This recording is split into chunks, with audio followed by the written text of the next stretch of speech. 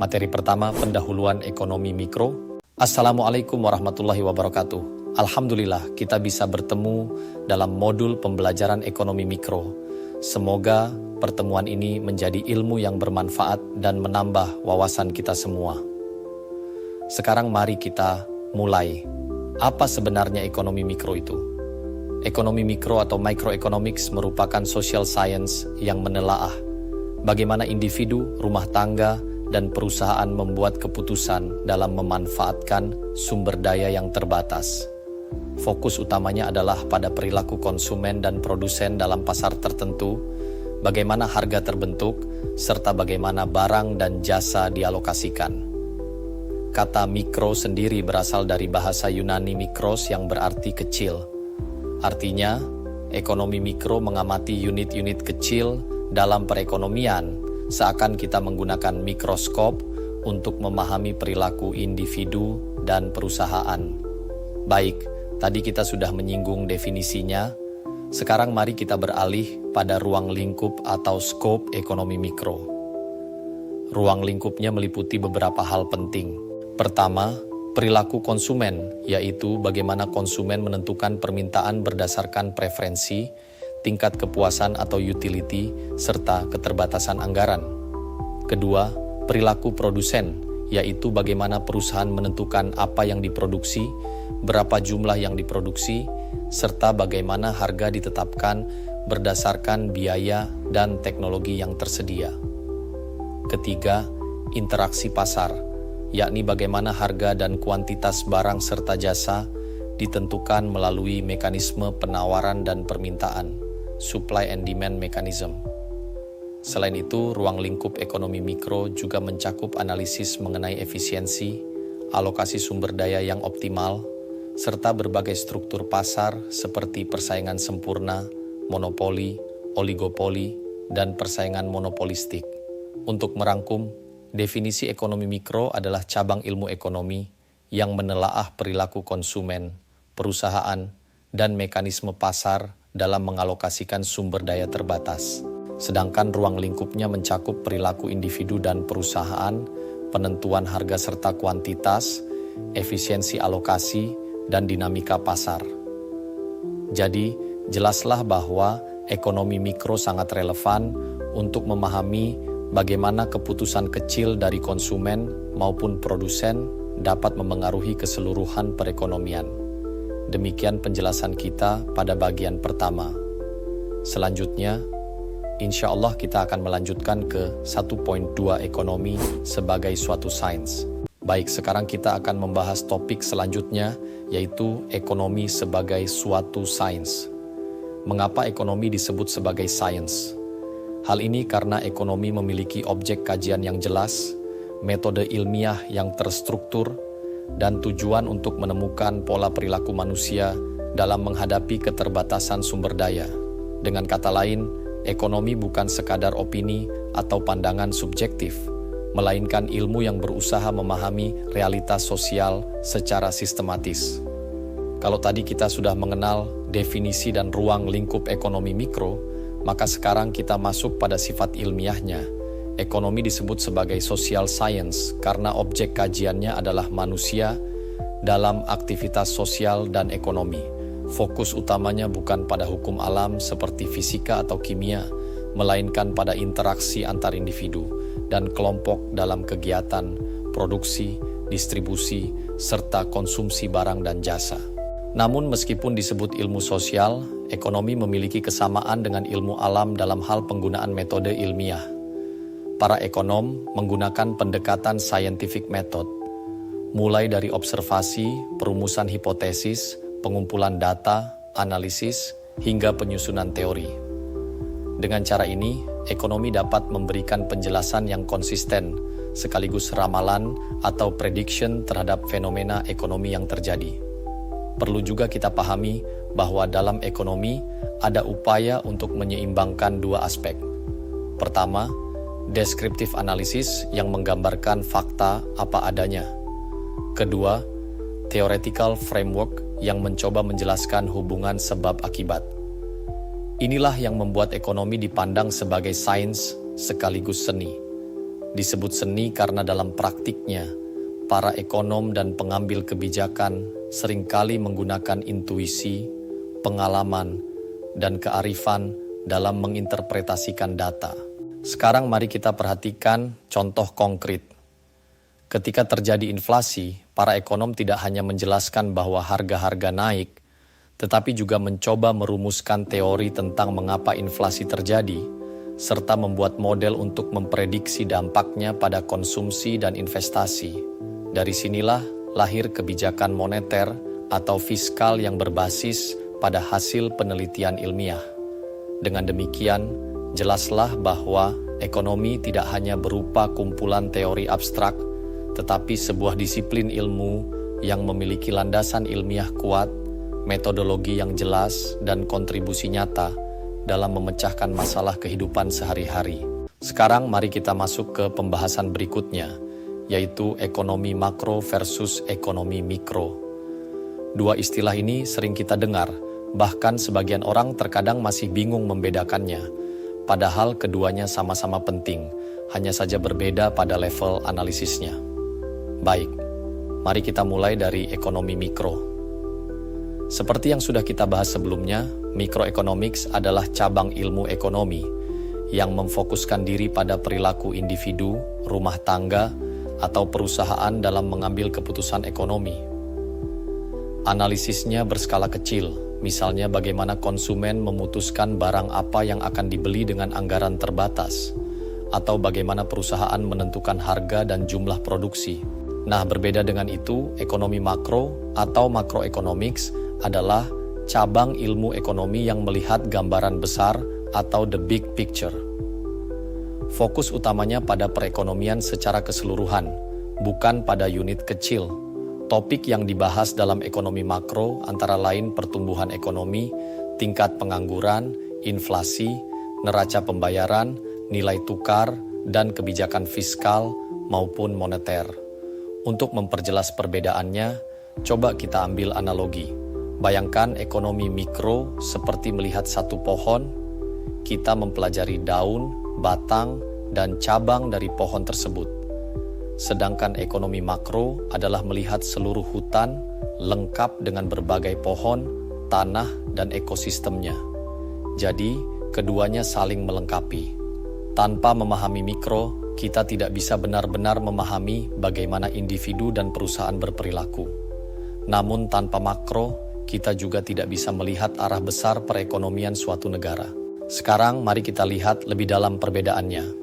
Ekonomi mikro menggunakan model seperti demand and supply curves, analisis utilitas, teori biaya produksi, dan struktur pasar. Sedangkan ekonomi makro menggunakan model seperti aggregate demand and aggregate supply, kurva Phillips, model ISLM, serta teori pertumbuhan ekonomi. Meskipun berbeda, kedua cabang ini saling berkaitan erat. Kebijakan makro seperti penurunan suku bunga akan memengaruhi perilaku mikro, misalnya meningkatkan konsumsi rumah tangga atau mendorong investasi perusahaan. Begitu pula sebaliknya, akumulasi dari keputusan mikro seperti pengeluaran konsumen atau produksi perusahaan akan membentuk hasil makro, yaitu pertumbuhan ekonomi secara keseluruhan. Jadi, ringkasnya, ekonomi mikro fokus pada unit kecil dengan detail mendalam, sedangkan ekonomi makro fokus pada gambaran besar perekonomian. Oke, tadi kita sudah membahas perbedaan antara ekonomi mikro dan makro. Sekarang mari kita lanjutkan dengan topik yang tak kalah penting, yaitu ekonomi positif versus ekonomi normatif. Dua pendekatan ini sangat sering digunakan oleh para ekonom, bahkan menjadi fondasi dalam analisis dan penyusunan kebijakan. Pertama, mari kita mulai dari ekonomi positif atau positive economics. Ekonomi positif berfokus pada analisis objektif tentang apa yang terjadi di dunia nyata. Ia menjawab pertanyaan what is atau apa adanya. Contohnya, ketika kita mengatakan bahwa jika harga naik, maka jumlah permintaan akan turun, itu adalah pernyataan ekonomi positif. Pernyataan ini bisa diuji kebenarannya melalui data empiris. Jadi, Ciri khas dari ekonomi positif adalah bersifat deskriptif dan verifiable, artinya bisa dibuktikan dengan fakta. Sekarang, kita beralih ke ekonomi normatif atau normative economics. Ekonomi normatif berbeda karena ia berbicara tentang apa yang seharusnya atau what ought to be. Pendekatan ini bersifat subjektif karena terkait dengan nilai, etika, dan preferensi. Contoh pernyataan normatif adalah, pemerintah seharusnya menurunkan pajak agar masyarakat lebih sejahtera. Pernyataan semacam ini tidak bisa dibuktikan hanya dengan data karena sangat dipengaruhi oleh sudut pandang dan nilai-nilai yang dianut. Untuk memperjelas perbedaan, mari kita ambil analogi. Ekonomi positif itu seperti seorang dokter yang mendiagnosis pasien. Tekanan darah Anda tinggi. Itu fakta. Sementara ekonomi normatif adalah ketika dokter berkata, Anda sebaiknya mengurangi konsumsi garam. Itu rekomendasi berdasarkan nilai dan pertimbangan. Baik, sekarang kita bisa simpulkan, ekonomi positif fokus pada explanation dan prediction, yaitu menjelaskan fenomena ekonomi dan memprediksi apa yang akan terjadi. Sedangkan ekonomi normatif fokus pada prescription, yaitu memberikan anjuran atau rekomendasi tentang apa yang seharusnya dilakukan. Keduanya jelas sama-sama penting. Ekonomi positif memberi kita pemahaman faktual tentang kondisi ekonomi, sedangkan ekonomi normatif memberikan arah dalam menyusun kebijakan dan mengambil keputusan. Dengan menggabungkan keduanya, seorang ekonom dapat memberikan analisis yang ilmiah, sekaligus bermanfaat dalam praktik nyata. Sekarang mari kita beralih ke pembahasan berikutnya, yaitu teori dan model dalam ekonomi mikro. Dalam ilmu ekonomi, teori dan model ibarat peta dan kompas. Tanpa keduanya, kita akan kesulitan memahami arah dan struktur dari fenomena ekonomi yang begitu kompleks. Pertama, mari kita mulai dari teori ekonomi atau economic theory. Teori ekonomi adalah seperangkat prinsip umum yang menjelaskan bagaimana variabel-variabel ekonomi saling berhubungan. Teori ini berfungsi sebagai framework atau kerangka kerja untuk memahami realitas.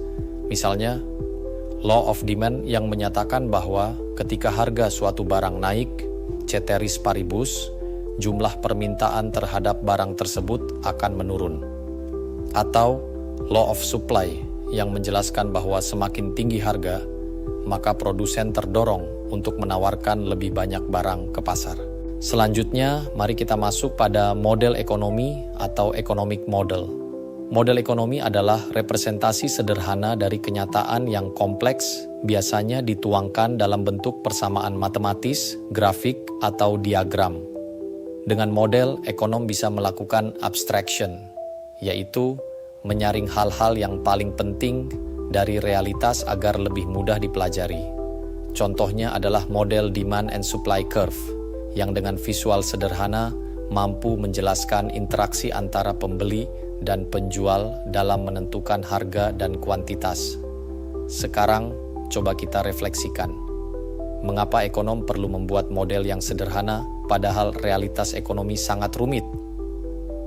Jawabannya adalah karena model membantu kita melakukan prediction atau peramalan. Model yang baik memungkinkan kita untuk menguji berbagai skenario. Misalnya, apa yang terjadi pada harga beras jika terjadi gagal panen? Atau bagaimana konsumsi masyarakat berubah ketika pendapatan naik?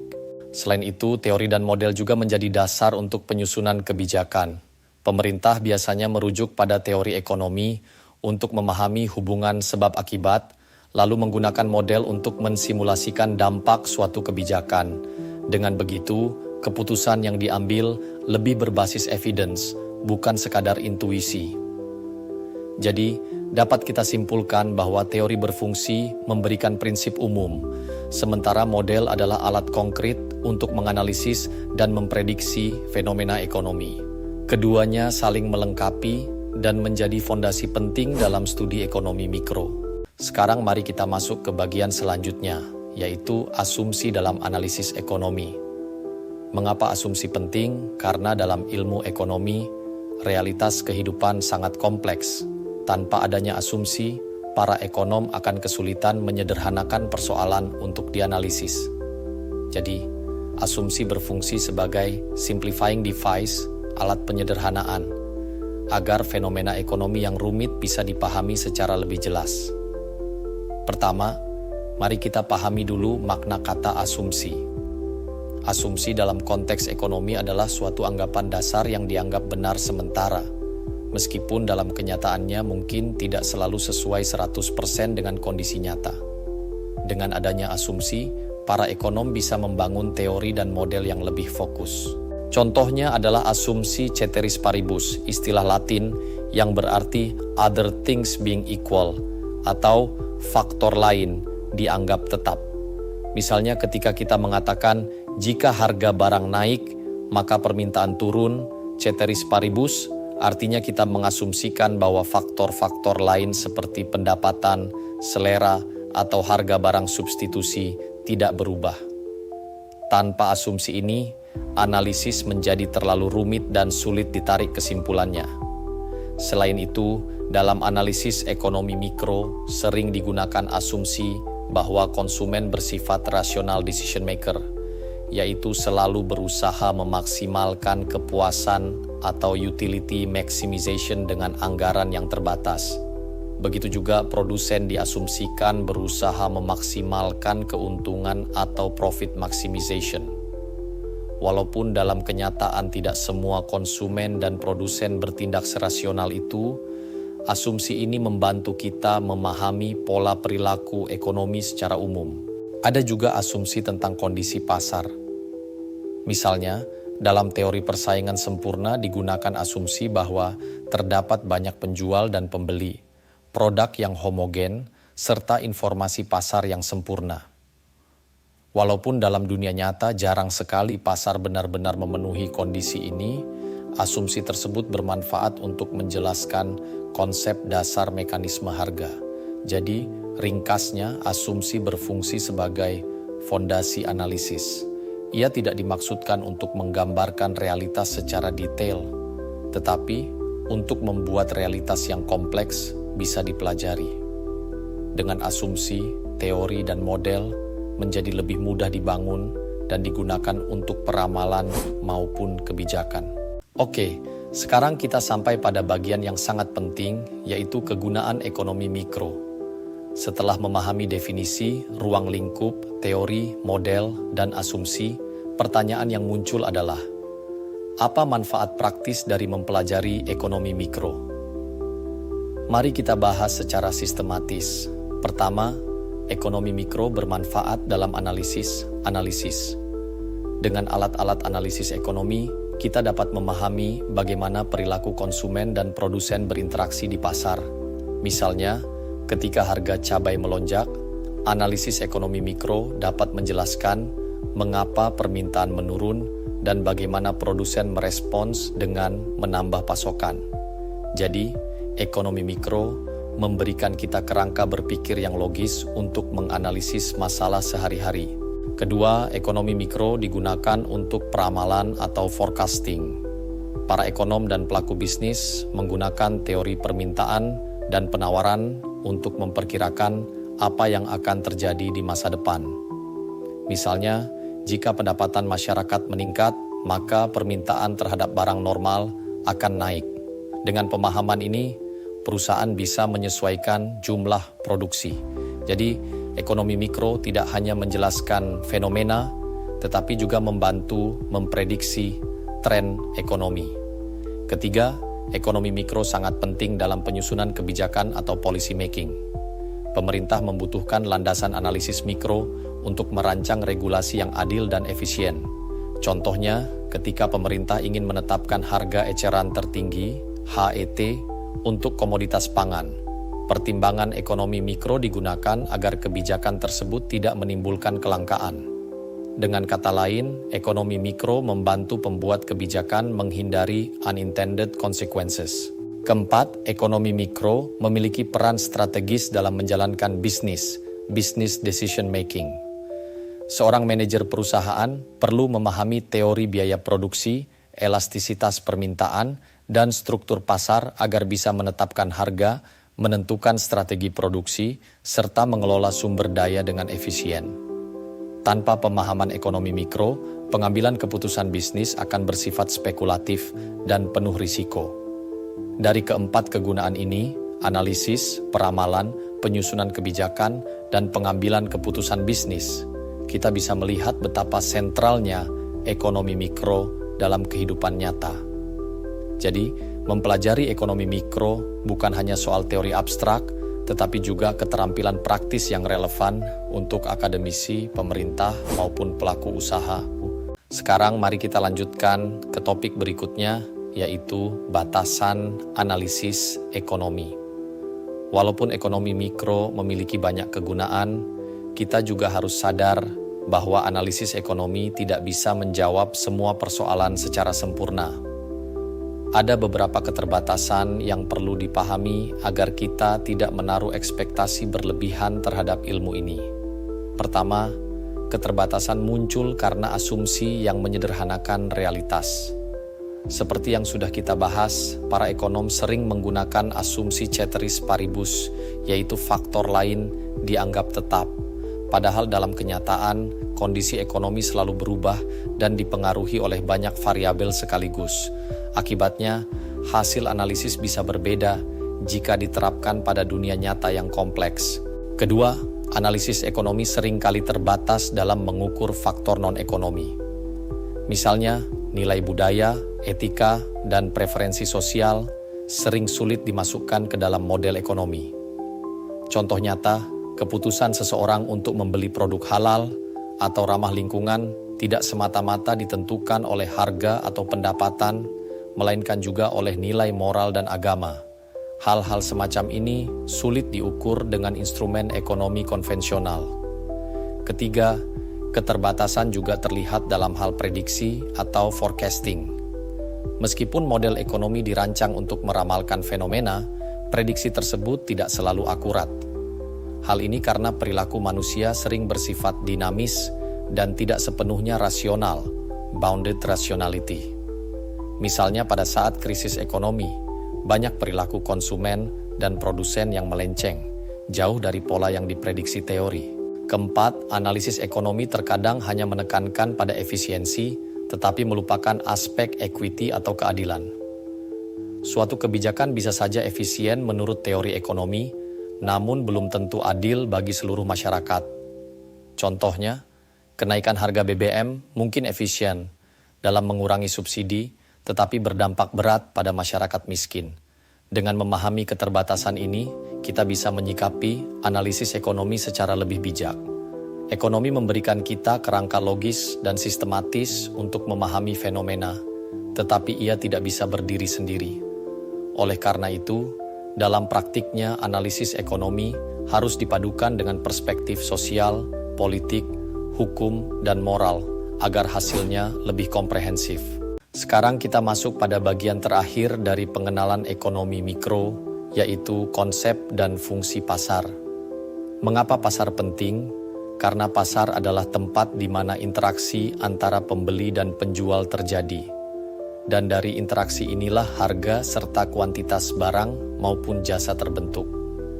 Pertama, mari kita pahami dulu definisinya. Dalam ilmu ekonomi, pasar, market, bukan hanya berarti tempat fisik seperti pasar tradisional atau supermarket, tetapi lebih luas, yaitu mekanisme di mana permintaan, demand, dan penawaran, supply, bertemu. Jadi meskipun transaksi dilakukan secara online, seperti melalui marketplace digital, itu tetap disebut pasar karena esensinya adalah interaksi antara pembeli dan penjual. Sekarang kita bahas fungsinya. Ada 4 fungsi utama pasar dalam perspektif ekonomi mikro. Pertama, pasar berfungsi menentukan nilai atau price determination. Melalui mekanisme permintaan dan penawaran, pasar menghasilkan harga keseimbangan, equilibrium price, yang disepakati bersama. Harga ini menjadi sinyal penting bagi konsumen maupun produsen dalam mengambil keputusan. Kedua, pasar berfungsi merumuskan produksi atau production decision.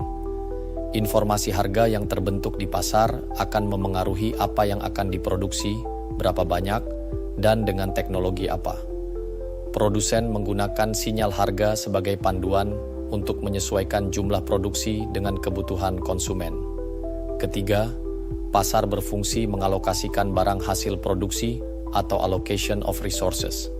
Barang dan jasa yang diproduksi tidak serta-merta bisa dinikmati semua orang, tetapi dialokasikan melalui mekanisme harga. Konsumen yang mampu membayar akan mendapatkan barang, sementara produsen mendapatkan insentif untuk terus berproduksi. Keempat, pasar juga berfungsi mendorong tabungan dan investasi, savings and investment. Melalui interaksi di pasar keuangan, misalnya pasar modal dan perbankan, masyarakat bisa menabung, sementara pelaku usaha dapat memanfaatkan dana tersebut untuk kegiatan investasi. Nah, dari keempat fungsi ini, jelas bahwa pasar adalah pusat koordinasi dalam perekonomian. Ia berperan sebagai invisible hand, istilah yang diperkenalkan oleh Adam Smith, yang menggambarkan bagaimana keputusan individu secara tidak langsung bisa mengatur perekonomian secara keseluruhan. Dengan demikian, kita dapat simpulkan bahwa konsep pasar tidak hanya sekadar tempat transaksi, melainkan sebuah mekanisme penting yang menentukan nilai, mengarahkan produksi, mengalokasikan barang, dan mendorong investasi. Baik, sampai di sini kita sudah menyelesaikan materi pengenalan ekonomi mikro, mulai dari definisi hingga fungsi pasar. Pada pertemuan berikutnya, kita akan melangkah lebih dalam ke teori permintaan dan penawaran sebagai fondasi analisis mikro. Baik, kita telah sampai pada bagian penutup dari pembahasan pengenalan ekonomi mikro. Dari awal kita sudah menelusuri berbagai konsep dasar, mulai dari definisi dan ruang lingkup, ekonomi sebagai suatu sains, perbedaan antara mikro dan makro, ekonomi positif dan normatif, teori dan model, asumsi dalam analisis, kegunaan ekonomi mikro, hingga batasan analisis ekonomi, dan terakhir konsep serta fungsi pasar. Sekarang mari kita refleksikan sejenak. Apa yang bisa kita simpulkan dari seluruh pembahasan ini? Pertama, ekonomi mikro merupakan cabang ilmu ekonomi yang bersifat fundamental, karena ia mengajarkan bagaimana individu, rumah tangga, dan perusahaan membuat keputusan dalam menghadapi keterbatasan sumber daya. Analisisnya berskala kecil, tetapi dampaknya sangat luas, karena keputusan mikro ini akan terakumulasi menjadi hasil makro. Kedua, kita memahami bahwa ekonomi adalah sebuah social science yang menggunakan scientific method. Artinya, ilmu ini tidak hanya berbicara berdasarkan asumsi, tetapi juga berusaha membangun teori, model, dan prediksi yang dapat diuji secara empiris. Namun demikian, kita juga menyadari adanya keterbatasan. Asumsi seperti ceteris paribus membantu menyederhanakan realitas, tetapi tidak selalu mampu menangkap kompleksitas dunia nyata. Ketiga, kita telah melihat bagaimana ekonomi mikro bermanfaat secara praktis, baik dalam analisis, forecasting, policy making, maupun business decision making. Dengan pemahaman ini, kita bisa melihat bahwa ekonomi bukan hanya teori abstrak, melainkan panduan nyata dalam kehidupan sehari-hari. Dan terakhir, kita menyadari bahwa pasar memainkan peran vital sebagai mekanisme utama dalam menentukan harga, mengarahkan produksi, mengalokasikan barang dan jasa, serta mendorong tabungan dan investasi. Inilah yang membuat pasar sering disebut sebagai jantung dari perekonomian. Sebagai penutup, dapat kita katakan bahwa mempelajari ekonomi mikro adalah langkah awal yang penting untuk memahami dinamika ekonomi secara keseluruhan. Ia memberikan dasar berpikir yang sistematis, logis, dan kritis, sebuah bekal yang akan kita butuhkan untuk memahami topik-topik lanjutan seperti teori permintaan, teori produksi, dan struktur pasar. Oke, itu adalah akhir dari bab pengenalan. Pada pertemuan berikutnya, kita akan melanjutkan perjalanan ini dengan membahas teori permintaan dan penawaran sebagai fondasi utama dalam analisis ekonomi mikro.